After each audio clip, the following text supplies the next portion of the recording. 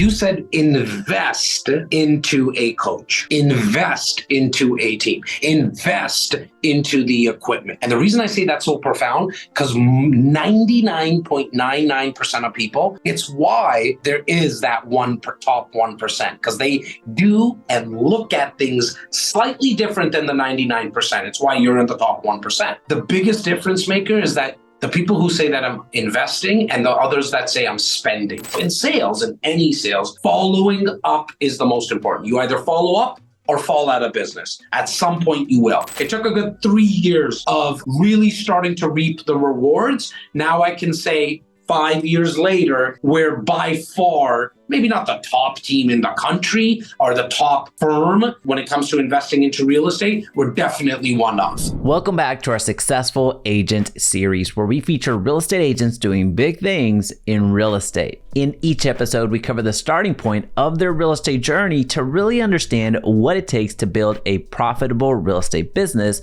from the ground floor to the penthouse. Today, we sit down with Jas Takhar, an absolute juggernaut in real estate. His mega real estate team has been among the top 3 real estate teams for years and years all across Canada. In fact, he sells over 2 homes on average every single day. And today, he's going to share how he was able to grow such a massive real estate team and close thousands of transactions along the way. And you also see me in real time have an earth-shattering epiphany that led me to throw away my entire business plan for next year. So I really hope that you enjoy listening to this Successful Agent. Welcome back to our Successful Agent series. Today, I have a very, very, very special friend, super entrepreneur, incredible agent, huge team lead. There's so many different things I could say for this gentleman, but Jas Takhar is with us today. Jas, how the heck are you? Jaime, thank you so much for that intro, buddy. I'm doing amazing. I'm truly living the dream, brother. For the people that are actually watching it, you can see the big smile on my face, and that's because of the fact that I'm doing this with you. And I'm not over dramatizing it. You and I met through clubhousing back in, a couple of years ago, whatever it was. And then after that, we've done so many things together in terms of content. But I reached out to you, and you being you with your big heart, I said, look, man, like, it's just been a while. That's like, what do you got going on your side that maybe I can have a conversation with you about? And you're like, I got this YouTube thing. Like, come on, like, come bring the value that you bring. And so I'm just excited, truly, brother, to be here with you. Dude, I'm pumped. You can't see this on camera, but I'm ready with my notes. So I'm going to be ready. This is what's incredible about content. We were speaking about this before we hopped on, is that it gives us a really good excuse to catch up, create content, obviously, but really learn from industry leaders such as yourself. So rather than speak to where you are right now, let's go back a couple of years. Tell us how you got into real estate, and then we'll fast forward to today. Yeah, really quick, man. It's like actually getting into the real estate business hasn't been a couple of years. It's been actually now coming up to a couple of decades. So I'm going into my 20th year, believe it or not, which sounds weird. I got licensed when I was 23 years old. And I got my license primarily because I wanted to learn how to invest into real estate. I was somebody on, just on my street, I saw an older Italian guy like shoveling the snow of 4 or 5 houses. And I'm like, holy crap, like this guy, I guess he's the landscaper and the shovel guy. And I kind of started talking to him, and he's like, I kind of own these properties. I'm like, own these properties? What does that mean even? He's like, well, I own them and I rent them out. And this was probably like 18, 19 years old or something like that. At that time, I was selling cars I just started selling cars at that time. And then over the next couple of years, as I was selling cars, I always also had that feeling that there's one more rung on the ladder of sales that I haven't hit yet, which was real estate. That being, probably for the average person, the biggest purchase that they're going to make in their life, or the biggest investment. I said, I want to test myself. I want to challenge myself. I want to do that, as well as learn about investing into real estate. It was a perfect hybrid. I thought I was going to make, obviously, millions upon millions of dollars in my first year. I was quite naive. And then when I got into the business, I got slapped around a little bit in the best way possible, because that humbled me really, really quickly, where I realized I need to latch on and literally latch on to somebody that's doing it at a high level. Hence why I speak a lot about in my personal content about success leaving clues. There had to have been somebody in my city. I figured this out at that age of, 23, 24, that was doing a lot of business. How do I get in this person's room, this guy's room, this girl's room? How do I hear the conversations? Found somebody, latched on to them. And as they say, the rest is history, man. There's, this series has been going on for a little while now. And one of the things I've learned between the slow starters in the industry and those that accelerate is that mentorship, that seeking somebody else that has done what you're looking to do, as you mentioned, latching on and really implementing. That was a big difference. And don't mishear me, we've had some monsters on our series already. We're going to get to some numbers here in a little bit, but you're a monster of monsters. So you have mini monsters running around because the amount of business that you do. But that's been one of the big eye-opening things for myself. And it's really on the personal side, it's given me the courage, I'll put it that way, to make investments in certain coaches. So as an example, one of the investments that I've made in this particular media field has been in a YouTube coach. I had one in the past, but I stopped doing that. Now it's through this series, it's allowed me to given me permission, given me courage to, hey, you know what? There's obviously a lot of folks ahead of me, and there's a lot of people that have figured it out. So why don't I put my pride aside? Why don't I put some ego aside and model what's working out from the individuals that have done it before? So then a couple $1,000s a month later, we are deploying the strategy, right? So that's something that has been a commonality in those slow starters and those that actually excel. I'm not going to say from the jump, but get to a ridiculous amount of success rather quickly. Yeah, I mean, it completely makes sense. But I actually want to pull out something that you said that I really hope if the people that are watching right now, they can shut it off after this, because you said something that was so profound, and very rarely does somebody say what you just said. You said invest into a coach, invest into a team, invest into the equipment. What you said was invest to the coach. I'm adding the other stuff. And the reason I say that's so profound, because 99.99% of people, it's why there is that top 1%, because they do and look at things slightly different than the 99%. It's why you're in the top 1%, which is you're not spending money. That's what most people would say. Well, yeah, I had to spend money on a coach and I got to spend some money on equipment. You're like, no, I'm investing into myself. I'm investing into the business because or at bare minimum, you're like, I'm going to get a return on this investment. And it might sound small, but I do actually want to make a big deal out of it, because that is probably in my 20 years in this business, 30 years in the sales and service industry, helping thousands of real estate agents come through my door, on my team, talking in the hallways, all that stuff. The biggest difference maker is that the people who say that I'm investing and the others that say I'm spending. Because when you're spending, it's like, shit, it's an expense. It's going out of my pocket. I'm never going to see it again. And then that deters you from actually doing what you need to do, is invest. Look, I think real estate, from a Joe Public's perspective, should be one of the investments that people look at, one of the vehicles that people look at to create wealth. I think it's one of the best. Okay, I think by far, the stocks and the mutual funds and the Bitcoins, they're great. I think real estate is one of the best. I think the best investment you can make that will give you the biggest return on your life is the investment into yourself. And so that's why I went long tail on that, because you definitely, like, I'm getting goosebumps because I talk about it so much. Because when you look at it as an investment as well, I just want to quickly add this. You'll have a different mindset, because it's not like you're looking for the return in 1 month.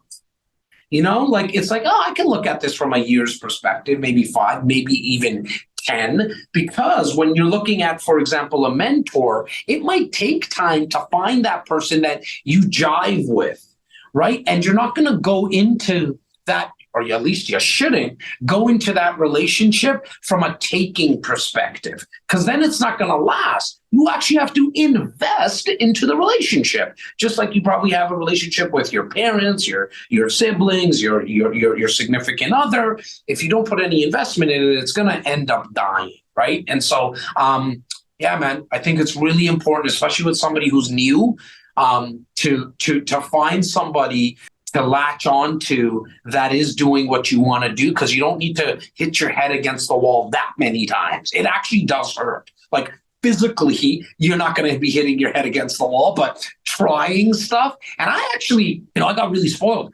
I was selling cars for 3 years. And one of the gentlemen said to me, "Oh, like, what are you up to?" He came in for a service. I was like, "Oh, I'm in the process of getting my real estate license." He's like, "Oh my God, like, you sold me 2 cars. You did a great job. I'll wait for you to sell my house." I was like, no, I don't think you understand, bro. Like, it's going to take me 9 to 10 months to get my license. He's like, "I'm not in a rush. I bought a brand new house. It's not going to be built. You sell my house." It's like, "Oh, this is kind of cool." Okay. So I got licensed. The day that I got my license, I called him, not thinking that he's actually still going to do it. He's like, "Oh, you got it? Great. Come over tonight and let's talk about it." I was like, "Oh, shoot. Okay. Let me go bring the broker of record. I have no idea what I'm doing." I sit with him and we get the listing. It sells like in 4 days. It must have been a hot market, obviously. I probably made, off the top of my head, I remember giving him a discount on the commission, but I probably made like, I don't know, 17, 18 grand gross commission. Okay. And I'm like, whoa, I'm literally going to make millions now. This is a joke.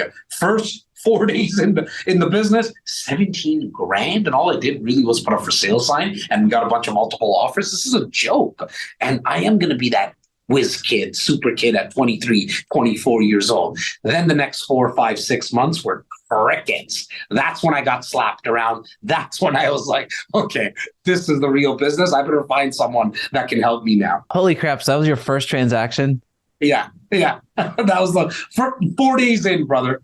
4 days in, first transaction, detached home, Paul Lecker. Like I know it like it was yesterday. It was 20 years ago. Actually, probably 20 years ago, October 4th. So, a couple of months from a month and a half from this recording. Yeah, man, it happened really, really quickly, but it spoiled me. It really did. But I'm glad it happened that way. That I'm also glad that I didn't do any sales afterwards, because I never would have found the mentor I did. That mentor happened to become an older brother of mine. Him and I started to grow the company together. I then made partner into his firm and had like ownership after it was probably about 10 years after that. But like he passed away about 6 years ago. But it was the best thing that happened to my life. Like if I started selling more real estate in the first month or so, I never would have thought I needed somebody. I would have had the ego now, like I'm the guy, like this, that. And so because I didn't, it really, really made me go find someone. That is fascinating. For one, I don't know how you had the financial discipline to like not spend those 18K right off the bat, right off the rip. I know what I would have been doing. Yeah. Well, luckily, even getting out of car sales, I mean, I was living with my parents at that age. So for the younger people right now, side note, like if you're living with your parents, stay there as long as you possibly can, because free is always good. It's just a good thing. But I also I'm a son of a taxi driver and a factory worker. I saw them pinch pennies. And so for me, I don't have, like, even till this day, and we'll get into numbers and stuff like that. Not that there's anything wrong with it at all, but I wear a hoodie like what I'm wearing now and a t-shirt every single day. I'm just comfortable like this. I'm not, I've had nicer cars and watches and stuff like that. So I get why people have it. Nothing wrong with it. The novelty wore off for me really quickly. Like I would get a brand new car, and after 4 months, it's like, okay, all the buddies saw it, like everyone, it's not the new car anymore. And that novelty would wear off for me really quickly. And so I realized pretty quick, like probably at the age of like 32, 33 or something like that, 10 years into the business, like, oh, I'm not into that stuff. Okay, cool. And then it was probably about 6 years ago, I started to realize what I'm really into is hiring people. Like I get my juices really flow when I take all the money that we make and I put it right back into the business. I'm not into the fancy stuff. So it's not like I need to take a lot of money out of the business. I need it for, my personal stuff. I'm married, I got kids and stuff like that. But other than that, it's like put it right back invest it back into the business. There's going to be a theme of this talk, I feel. Well, you're really you do investing on the personal side. You do investing for the business. You do just investing in life, I would say. So tangentially I know that we met in Clubhouse and we've had a lot of conversations since then. We haven't met in person yet, but that's going to change in 2024. I have a feeling, hint, hint. So that something's going to happen. But from the investing side, just seeing the amount that you've invested into your present business from what I see, I mean, you have some killer studios. You're a beast on content. You put on some very unique events that bring people to you. So let's talk about how you're growing such a massive real estate group in a lot of headwinds that we have as a real estate industry as a whole, not just in the United States, not just in Canada, as a whole, everywhere, macro environment. Talk to us about what you focus on right now to drive business to you and foster growth.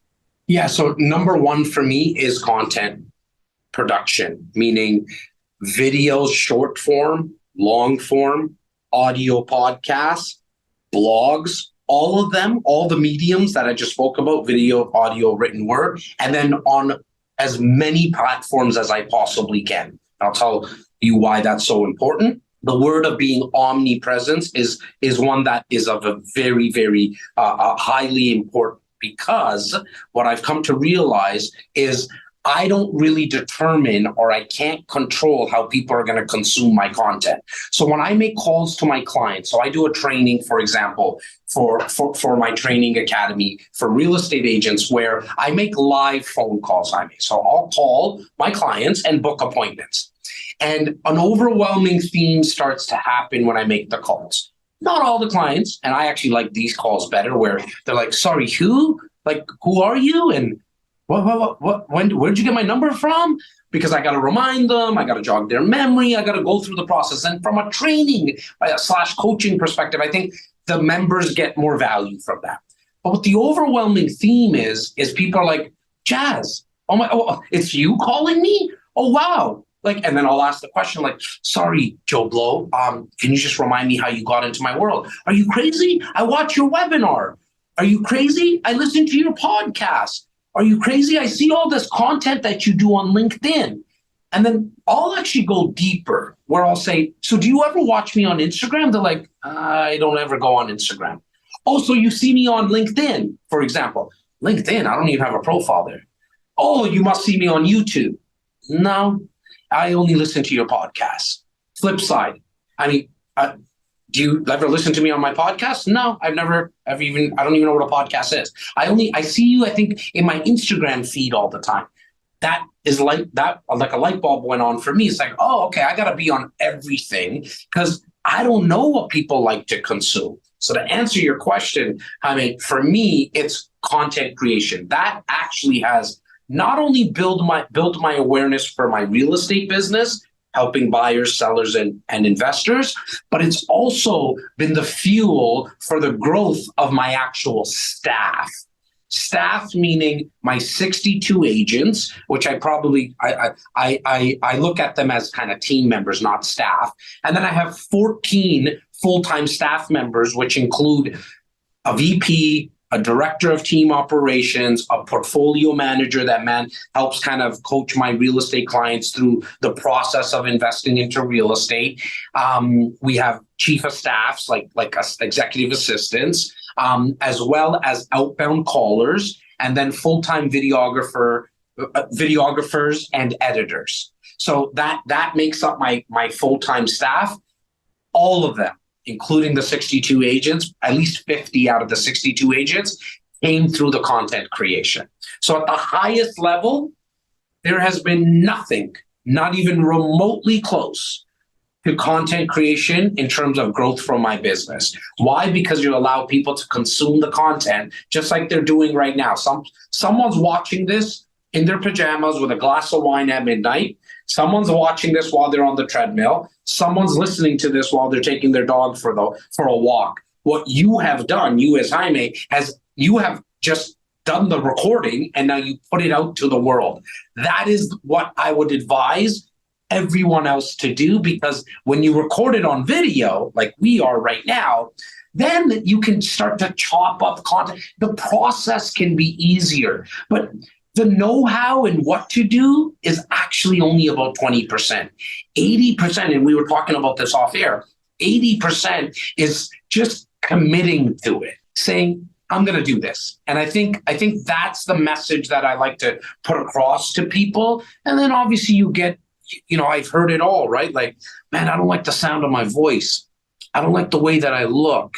And I'm like, bro, girl, you sound the way that you sound. You look the way that you look. Like when they meet you, what are you going to do?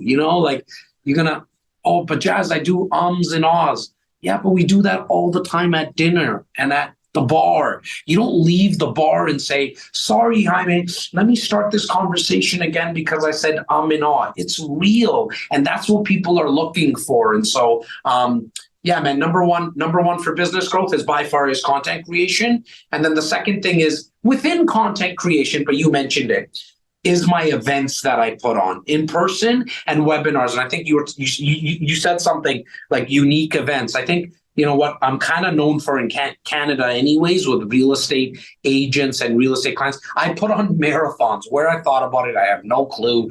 It was just driving one day. I threw it at, my now business partner in my academy. I said to her, I was like, I'm having an idea. We're stuck in COVID. Nobody can leave. I've done talks for other people, but they always they cut me off. Like I'm only allowed to go for an hour. And I was like, I had so much more to say. You know what we're going to do? We're going to do a marathon. And she's like, how long? I was like, I don't know, 12 hours. She's like, what are you, insane? I was like, yeah, let's just try it. And so I did a webinar for 12 hours straight, nonstop. I brought on guests. We talked about investing into real estate. We did 24 transactions out of that. So for the agents, like it wasn't just nonsense, and like there was an objective. And we did a little over 812,000 in gross commission from doing that webinar. So it was a nice little 12-hour mission I did. And then I liked it so much, I haven't done a 12-hour again, but now I do like 5-hour marathon. So you came on one of our content cons. We went on for 4 hours straight or 5 hours straight. I just did a 5-hour marathon for investors about a month ago.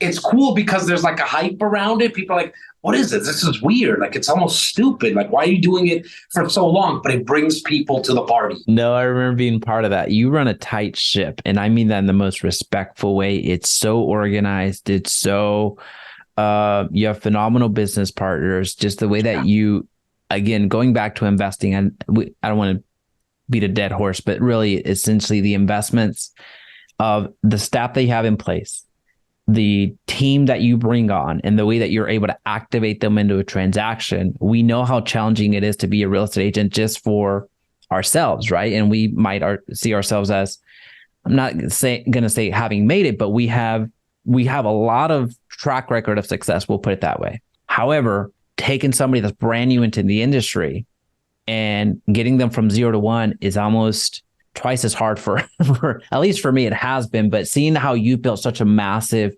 real estate group, and you're one of the largest groups in Canada altogether, just thousands of transactions.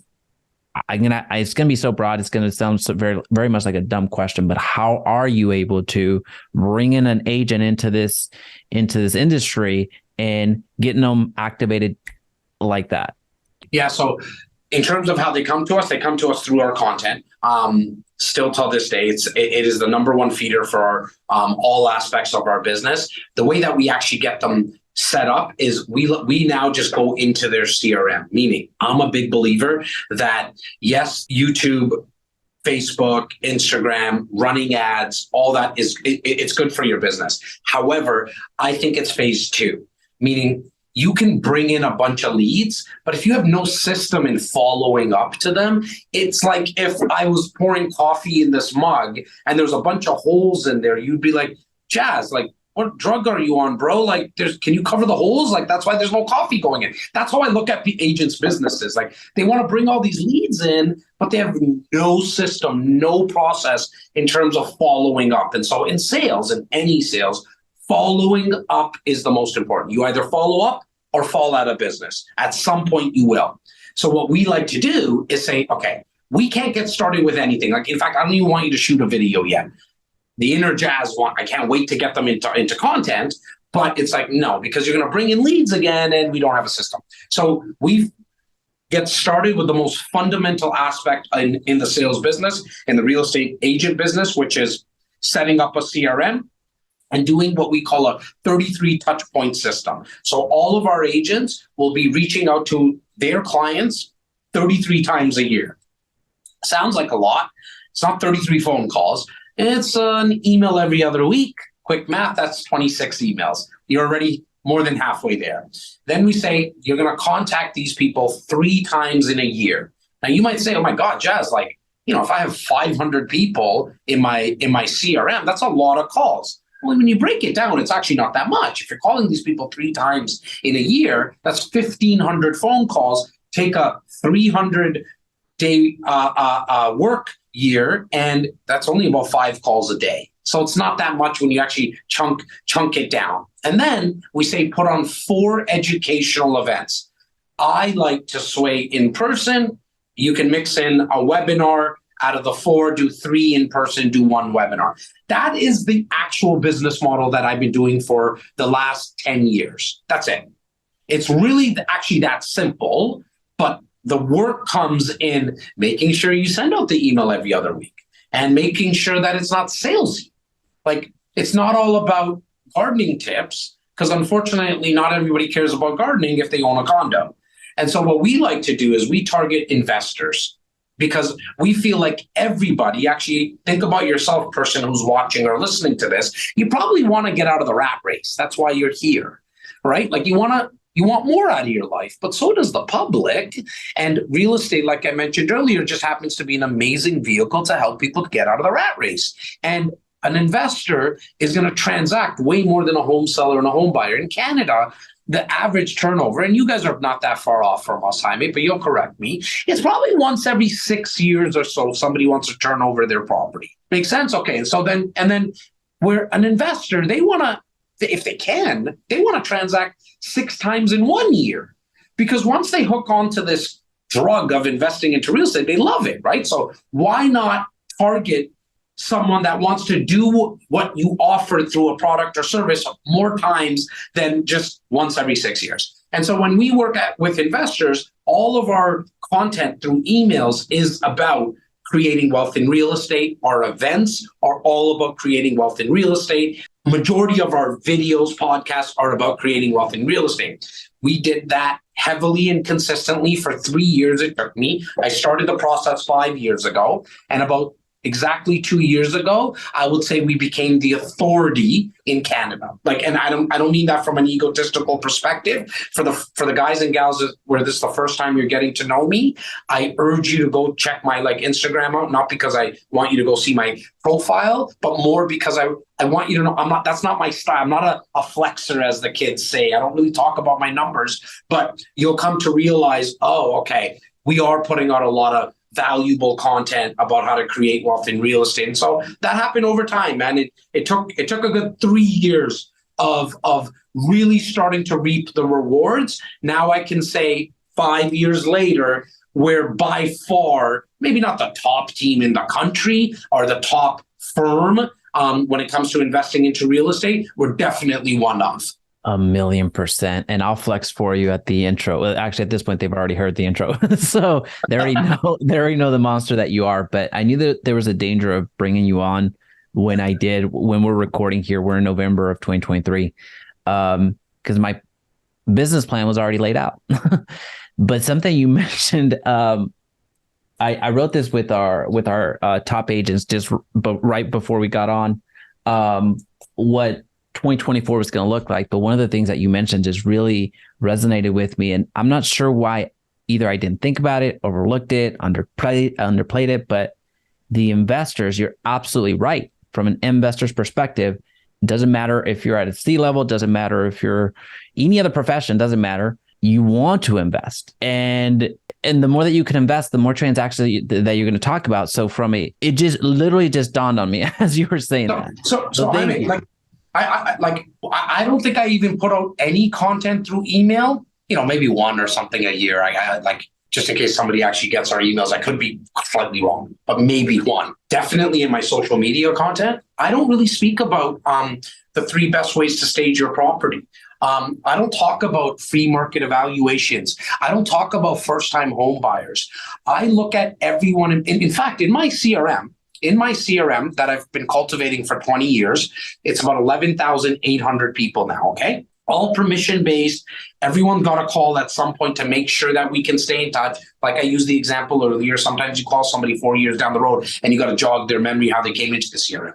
But we don't what's the word? We don't subcategorize our database. Everyone gets the same email. And I know some people will be like, well, that's kind of vanilla though. Like, no, the reason is, from our perspective, just one man's opinion, is that if you're 18 plus, because in Ontario, the province that I'm in Canada, you got to be 18 plus to sign a contract, okay? If you're 18 plus and you have a pulse, you're a possible investor in our world. It's a completely different mindset. I don't even care. Like, I don't want you to list your house. I probably lose more listing appointments than I get. You know why? Because when we walk in, we're like, why are you selling? Well, like, I need to sell. What if we can find a way to keep this house?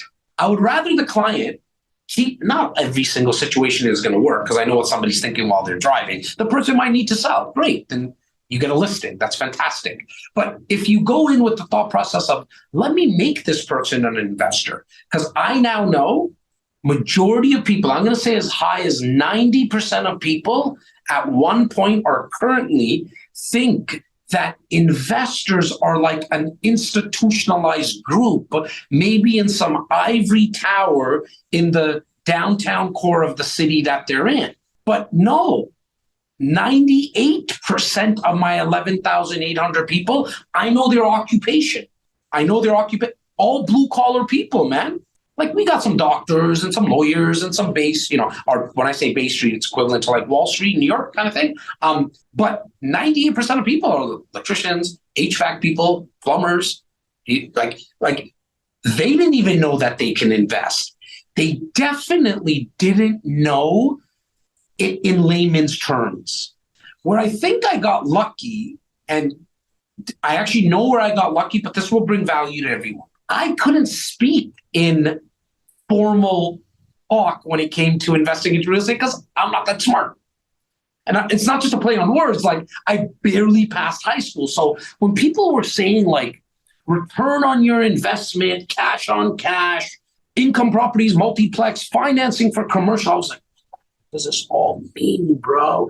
So I went and found out what it meant, and then I relayed it to the public in layman's terms. So I say things like, here's how to refinance your property. It essentially is like the value of the property goes up and the mortgage gets paid down. And then there's this thing in the middle, they call that equity. And we can get like 80% of it out, right? Where I heard other people explaining that in such a formal way that it turned off those blue collar people. And so the reason I'm saying this and where people can get value is, guys, you don't need to know all these terms. In fact, through content, what Jaime is doing now is so brilliant, and it's what you as a real estate agent should be doing, is you don't know what return on your investment means? Who cares? Find somebody that does, record a podcast with them, send it to your database. You are going to become the authority through association, period, right? And so the investor stuff, we went off on a little bit of a tangent. I get all my I get all my listings and we call it traditional. We actually have a word for it.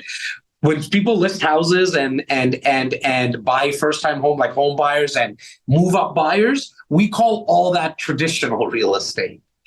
Because to us, it's like, yeah, that's what like a regular real estate agent would do. And I completely understand it. But for us, it's always about investing, because how do we help people create wealth? The second you help somebody else, look, I mean, the old saying of Zig Ziglar said it the best. If you want to become wealthy, make other people as much money as you possibly can. You'll have more than you'll ever need. And it is exact, like it is so true. I'm living proof of it. All I did is make some investors money, and again, not into like risky stuff, not into flipping, like boring stuff. My content is all around real estate needs to be boring. It's 10 years. You got to think about it. Buy and hold, buy and hold. I have 50 people a year who call me and say, there's no way I'm going to do this. I need something now. Like I need to buy it and flip it. I'm like, we don't do that. Sorry. I'll give you a number of somebody else. I'll help you find something. We don't do that. We do buy and hold stuff. And so side note, you don't need to be Nostradamus. Like you don't need to be a fortune teller. You tell somebody to buy and hold, in 10 years, the value is probably going to go up. They buy it at X, in 10 years, it's going to be worth more. There's a very good chance of it. And so that's what we just educated people on. And then they wanted to do it more and more and more. And a lot of my guys and gals, they never list their properties because we just refinance them, pull out equity and buy more. So to you specifically, brother, because you know how much I want to see you win, start with 25% of your content, and not just your videos, but your emails, your events should be around investing. Like I can't even handle all the inquiries that I get from clients for investing into real. I can't handle everyone. We got 30 million people in our country, nothing close to what you guys have, but the investing, that target market is there's such an opportunity. All right, we're going to end this because I got to go redo this business. I am not kidding you. I know typically, a host would typically play it up, but like this was I'll give you a story, and it really just kind of, not even a story, an example. It really crystallized on one of our agents, Lor Vang, shout out. He's out of Wisconsin. Last year, he did 18 transactions. And this year, he's going to close 42-ish, plus, depending on contracts, but 42-ish or so. Amazing. Higher interest rates, less inventory. We all have the same headwinds, right? So we're in the same, in similar situations. But one of the things that he continues to share in our calls, in our masterminds, in our group sessions, is I'm not doing anything too special. I'm just focusing on investors. And I don't know why I would hear that and it just went out the other ear, but just you sharing that, it makes all the sense in the world. You have a repeat customer for life. You have someone that's going to be more likely to refer you to other people. Hey, check this out. I'm working with these folks. They have treated me right.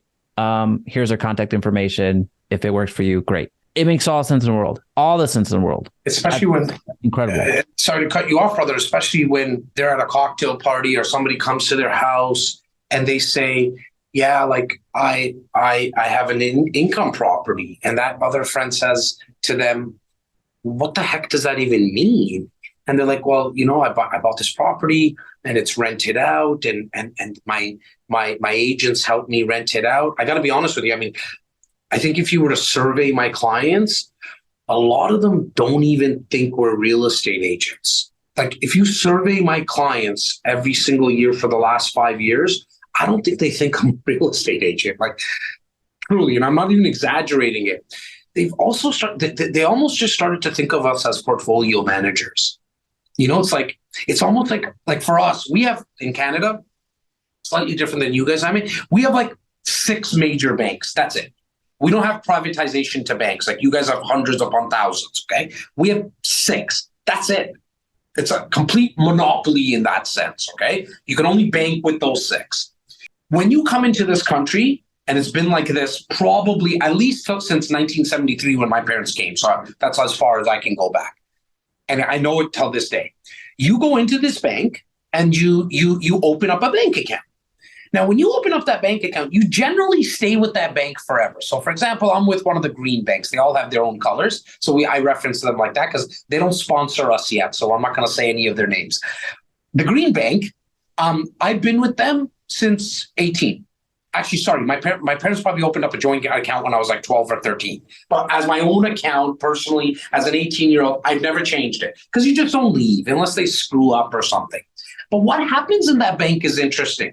Is that when I want to invest into a GIC, what they say is, oh, can you just go meet with Alex there? He'll take care of you as your GIC specialist. You need a mortgage? Great. speak with Laura. She's our mortgage specialist. You need to invest into a mutual fund. We have this person. And so you just grow up dealing with everything with that one bank. Yeah, and you obviously, when you want a credit card, they have all that. And then sometimes you go with other banks. But generally speaking, you do everything with that bank. So we're brainwashed here to think anything that the bank tells us is good.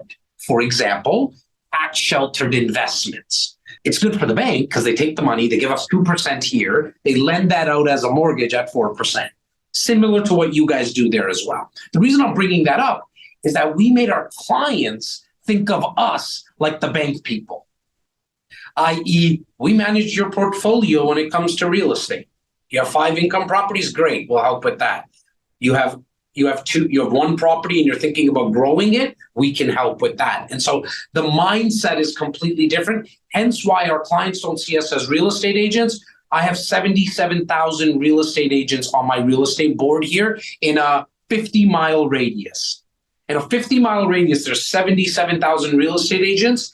You have to differentiate yourself. How do you get through all that clutter? The way that we did it is say, you know what? We only work with investors. And so out of those conversations when we're having with people, they'll be like, hey, Jas, my brother needs to sell his condo. Can you refer me to one of those real estate agents? And, oh, sorry, we take care of that as well, client. And you can see the relief, like, oh, I don't have to deal with anybody that was pushy. Great. Here's a sidebar as well. When you're talking to investors and they want to sell a house or buy a house, commissions don't come up. Why? I'll tell you. Because they just divulged all their information to you. I.e., when you're going into a listing, you don't get into the conversations about what do you have in your mutual funds? What do you have in your GICs? You don't talk about that stuff. What's your home worth? How much mortgage do you have? How do you want to sell this house? As an investor, when we start speaking to them, we need to know all that information so we can help them. When they tell you all that, plus the money that they're hiding maybe from their partner underneath the mattress, that they feel silly talking to you about commission. I haven't had a commission conversation, Jaime, for 6 years. Like nothing. And no objections. They don't even come up. Like it's just not even a thought in my head because they see us different than a real estate agent now. All right, I knew there was another danger with our scheduling because I want to be super respectful of your time. I know agents are going to want to build proximity to you. So I really hope that you have some way that happens. Obviously, the comment section is always open, but at the end of the day, real estate agents need more support than you coming back to the comment section and answering questions. So how can agents build proximity to you, connect with you, give us an avenue on how that can happen? Look, I think the best way to do that is go check out my coaching training company's website. Just take a look at the website. We have programs that are like starting at $49 a month. We're not in the, not that there's anything wrong with it. We're not in the $20,000-$30,000 a year business. That's not what we do. I have a full-time gig, which is real estate that pays all the bills. This coaching academy of ours is really a passion of ours. And so I wanted to make it affordable for people because I know what our brothers and sisters in the industry are going through. It's tough right now. And so, adding on another bill is sometimes hard. But like Jaime and I were talking about earlier, I think it's imperative that you make the investment into yourself and into your business. That place to go to is ftguacademy.com.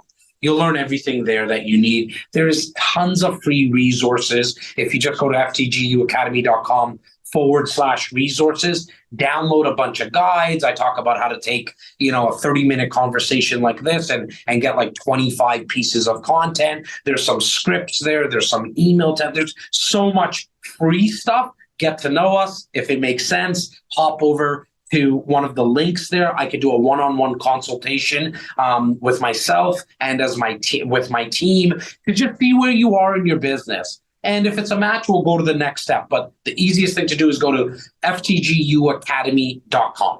I don't even want to say anything. I just want to drop the mic. So, Jas, man, I really can't thank you enough. Every time we have a conversation, I learn. There's no telling, and I'm saying this as candidly as possible. There's no saying how much additional net worth you just added to my life. So I'll share.